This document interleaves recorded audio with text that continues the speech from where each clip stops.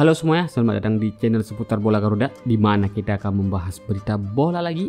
Kali ini berita sedih, berasal dari timnas kita ya, di mana timnas kita itu mendapatkan sanksi dari FIFA di pertandingan Bahrain waktu lalu, di mana Indonesia menang 1-0 dari Bahrain.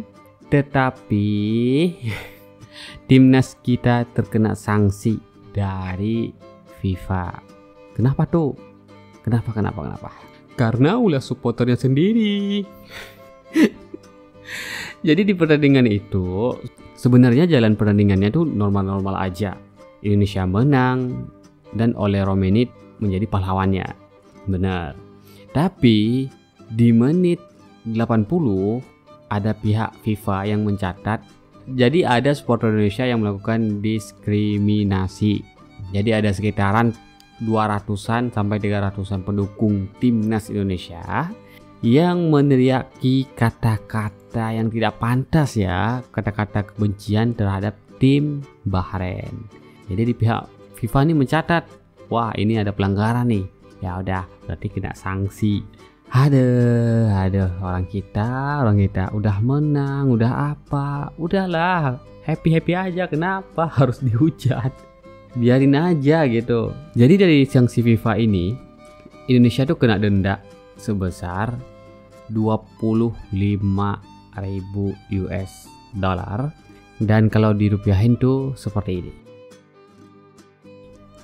Terus untuk sanksi yang kedua itu pengurangan kapasitas penonton sebesar 15%. Jadi kalau penontonnya 100.000, ngurang 15% berarti kurangnya 15.000 dong. Jadi yang bisa nonton di next pertandingan berikutnya ketika kita akan melawan Cina pada tanggal 5 Juni nanti, itu berarti sekitaran 85.000.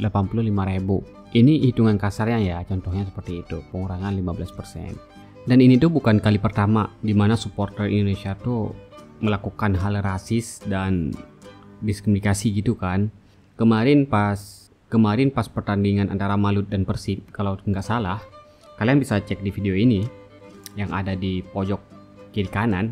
Kalian bisa cek di video itu kalau di sana mereka melakukan tindakan rasisme terhadap pemain lokal mereka sendiri. Dan sekarang kebawa sampai ke pertandingan internasional itu, menurut aku 2 Juni. Jadi 10 hari setelah melawan Cina di kandang kita sendiri, kita akan pergi ke Jepang dan kita akan melawan Jepang di kandang mereka. Ini akan menjadi pertandingan yang sangat berat bagi Indonesia ya. Dimana juga di kandang lawan tentu saja itu akan menjadi hal yang sangat berat. Tapi semoga Indonesia bisa lolos ke Piala Dunia. Amin.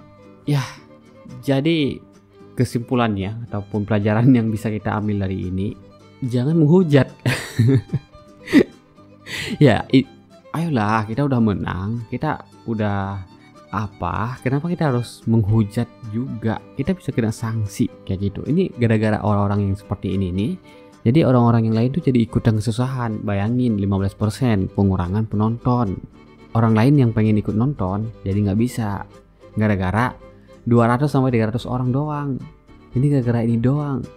Terus rugi juga 25.000 US dollar. Ya walaupun mungkin nggak seberapa atau gimana, tapi itu kena denda juga.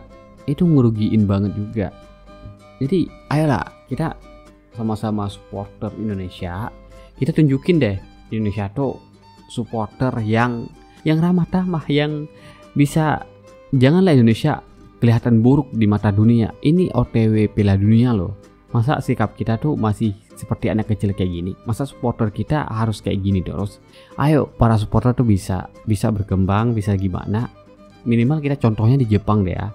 Itu supporternya bersih stadion orang lain. Waduh.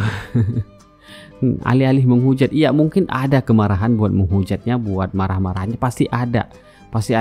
Pokoknya ayo kita nonton bola bersama, kita nikmati bareng. Kita marahnya ada, kita pengen ngatainnya ada, tapi ayo kita bisa berbenah menjadi lebih baik. Supporter Indonesia bisa menjadi lebih baik. Mungkin itu hanya sebagian oknum, tapi semoga nggak menjalar ke yang lain.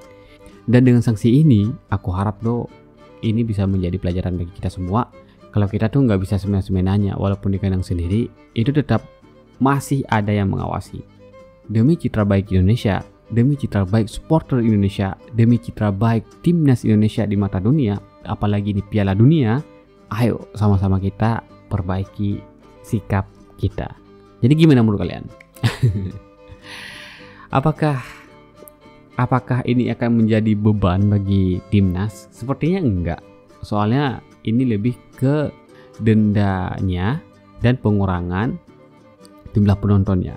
Pengurangannya ini bisa menurunkan semangat dari pihak timnas, bisa saja, tapi kita nggak tahu karena dengan sedikitnya penonton gitu.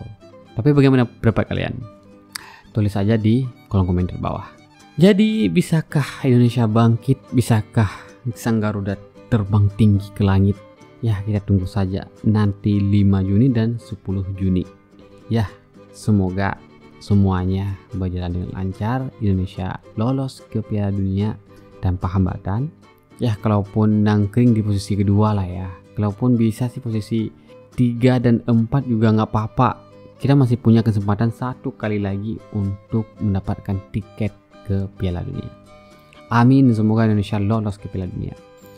Ya, thank you semuanya yang udah dengerin ocehan saya ya. Mungkin agak yang seret, agak ya ada yang nggak seret, mohon dimaafkan. Aku ingin bawa beritanya dengan secara asik aja ya, nggak kaku ya gitu. Thank you semua yang udah nonton, thank you like-nya, thank you subscribe-nya. Kalau kalian suka sama videonya silahkan like, kalau kalian suka sama channelnya silahkan subscribe. Bye bye.